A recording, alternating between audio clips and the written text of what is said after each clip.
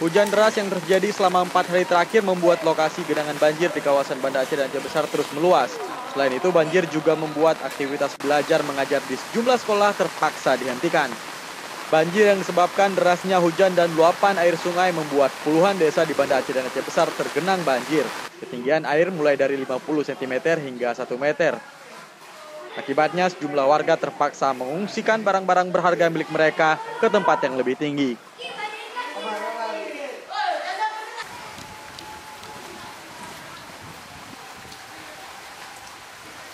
Selain itu, banjir juga membuat aktivitas belajar mengajar di sejumlah sekolah terpaksa dihentikan, seperti yang terjadi di Sekolah Luar Biasa Desa Labuy, Kecamatan Baitur Rahman, Banda Aceh ini.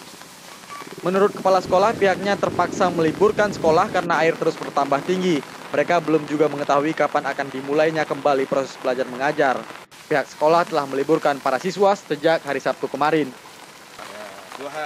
Hari efektifnya 2 hari, Sabtu dan Senin ini. Oke.